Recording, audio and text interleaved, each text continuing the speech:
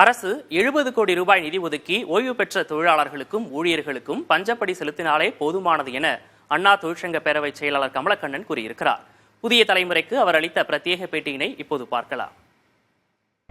மாவட்டந்தோறும் ஓடாம இருக்கு, 20% தான் வண்டி போயிருக்கு. நாங்க லிஸ்ட் வாங்குறோம்.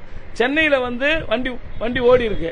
அதுக்கு என்ன காரணம்னு சொன்னா, இன்னைக்கு மதியம் வரக்கூடியவங்களையும் காலையிலேயே வர சொல்லிருக்காங்க. எல்பிஎஃப் தொழிற்சங்கத்தை சேர்ந்தவங்களை அவங்க வண்டி எடுத்திருக்காங்க. அது மட்டும் இல்லாம ஷிப்ட்ன்றது 4 மணிக்கு எடுக்க வேண்டிய வண்டி வெளியே போய் திரும்ப உள்ள வந்ததுக்கு அப்புறம் அவரே டி ஷிப்ட் வண்டி எடுத்துட்டு போயிருக்காரு.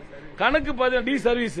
ஆக கணக்கு பாத்தீங்கன்னா 100% வண்டி வெளியே வந்த மாதிரி ஓடின மாதிரி இருக்குமா ஒழிய, இன்னைக்கு ஆப்ஷன் மட்டும் சென்னையில 55% ஓட்டுநர் நடத்துனர் தொழில்நுட்ப பணியாளர்கள் எங்க சங்கத்தை, எங்க கூட்டமைப்பில் இருக்கிற சங்கத்தை சேர்ந்தவங்க அரசு வீம்பாவுக்கு பேசிக்கிட்டு நாங்க தோல்வி அடைஞ்சு போச்சு அப்படின்னு சொன்னா, இந்த 55% பேர் லீவு போட்டவங்க எப்படி?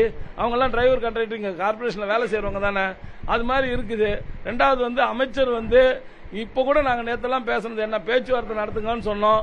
7 கோரிக்கை வச்சோம், 6 கோரிக்கை வச்சோம், 5 கோரிக்கை வச்சோம். கடைசியா 3 வச்சு 2 வச்சு 1க்கு வந்தோம். அந்த 1 கூட நிறைவேற்ற முடியாது அப்படின்னு சொல்லி ஒரே என்ன சொல்றது, ஒரு பிடிவாதமான குணத்தோட அரசு இதை அணுகிறது எங்களால ஏத்துக்க முடியல. இன்னைக்கு தமிழ்நாடு பூரா ஒரு 21,000 காவல்துறை அதிகாரிகளும் காவல்துறையினரும் எங்களுக்கு பாதுகாப்புன்னு சொல்லியிருக்காங்க.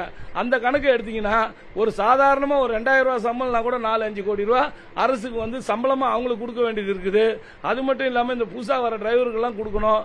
இதையெல்லாம் மனசுல வச்சு அரசு நாங்க கடைசியா கேட்ட கோரிக்கை பிரகாரம் ஒரு 70 கோடி ரூபாய் ஓய்வு பெற்ற தொழிலாளருக்கு நிலுவையில் உள்ள டிஏவில் இந்த மாசத்துக்கான டிஏவும், அதே மாதிரி பணிகள் செய்துகிட்டு இருக்கிறவங்களுக்கு கொடுக்க வேண்டிய டிஏ அரியரையும் கொடுத்தாலே இன்னைக்கு இந்த பொங்கல் அவங்களும் சிறப்பாக கொண்டாடுவாங்க. எல்லா பிரச்சனையும் தீரும்.